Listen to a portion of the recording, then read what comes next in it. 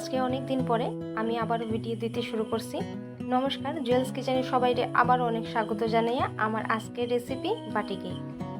তো প্রথমেই আমি একটা মিক্সিং বোল নিলাম আর তার মধ্যে দিলাম 1 কাপ চিনি, তার সঙ্গে দিলাম 1 কাপের 4 ভাগের 1 ভাগ সয়াবিন তেল ও আধা কাপ দুধ। চিনিটা মেল্ট হওয়ার লেগা এখনই আপাতত আধা কাপ দুধ দিলাম, পরে আরও যতটুকু প্রয়োজন পড়বো ততটুকু দিব। তো একটা হ্যান্ড উইস্কের সাহায্যে আমি চিনি, তেল আর দুধটারে ভালোভাবে মিশাই নিব। তো ভালোভাবে মিশানোর পরে এবারে দিব 1 কাপ চালের গুঁড়া। আজকে ময়দা ছাড়া শুধুমাত্র চালের গুঁড়া দিয়েই এই কেকটা আমি তৈরি করব।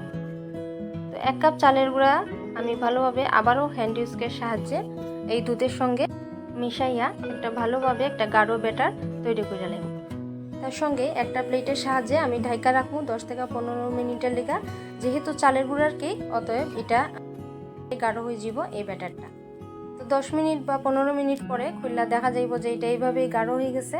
এবারে আমি আরেকটু দুধ দিয়া ব্যাটারটা আরেকটু পাতলা করে নেব।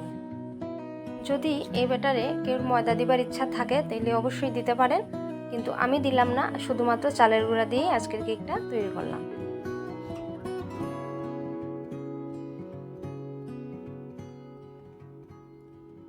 ব্যাটার তৈরি হওয়ার পরে এবারে দিলাম আধা চা চামচ বেকিং পাউডার ও তারও অর্ধেক বেকিং সোডা, সঙ্গে দিলাম আধা চামচ ভিনিগার। যদি এখানে লেবুর রস দিতে চান তাও দিতে পারবেন, তো আমি ভিনিগারই দিলাম। এবারে এই তিনটা উপকরণেও ভালোভাবে এই ব্যাটারের সঙ্গে একটু তাড়াতাড়ি মিশাইতে লাগবো। আর মিশাইবার পরে এই ব্যাটারটা রাখা যাইতো না, সঙ্গে সঙ্গে আপনারা যে মোল্ডের মধ্যে কেকটা তৈরি করবেন ওইটাতেই ঢাইলা লাইতে লাগবে। তো আমি ছোট ছোট 2টা স্টিলের বাটি নিছি, একটু তেল ব্রাশ কইরা এখানে বেকিং পেপার দিয়া আমি ব্যাটারটা বাটির অর্ধেকটা পরিমাণ ঢাইলা নিলাম। এইবারে একটু ট্যাপ কইরা আমি চুলায় একটা সসপ্যান বসাই দিছিলাম গরম হওয়ার লিগা। তো এইবারে 2টা বাটি আমি বসাই দিলাম। আর এখন 15 থেকে 20 মিনিট পরে আমি ঢাকনাটা তুললা একটু চেক করবো একটা কাঁটা চামচের সাহায্যে যে আমার কেকের ভিতরটাও ভালোভাবে বেক হয়েছে কিনা।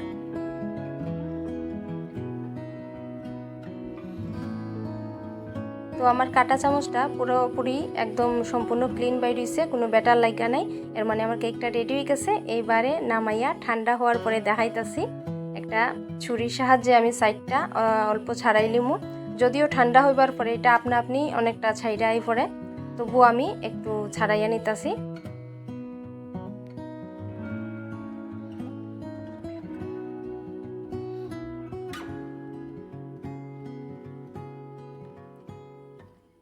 এবার একটা প্লেটের মধ্যে আমি মোল্ড আউট করে লাইমু 2টা কেকরে।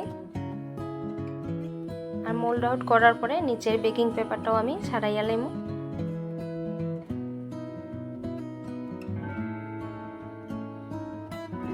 আর অনেকটা সফট হইব, যদিও চালের গুঁড়ার কেক, তারপরেও চিন্তার কোনো কারণ নাই। এটা অনেকটা নরম হইব, অনেকটা সফট হইব, আর চায়ের সঙ্গে দারুণ লাগবে খাইতে। খুব কম উপকরণে আর খুব কম সময়ে এই কেকটা অবশ্যই বাড়িতে বানাইয়া খাইয়েন, আর আমারে জানাইয়েন যে আপনারা কীরকম লাগলো। তো যদি আমার ভিডিও ভালো লাগে তো প্লিজ আমার চ্যানেলটারে সাবস্ক্রাইব করে দিন আর লাইক সহ কমেন্টে জানাইয়েন আপনার মতামত। আজকের মতো এই পর্যন্তই, দেখা হইব নতুন কোনো ভিডিওতে নতুন কোনো রেসিপি নিয়ে। আজকের মতো টাটা।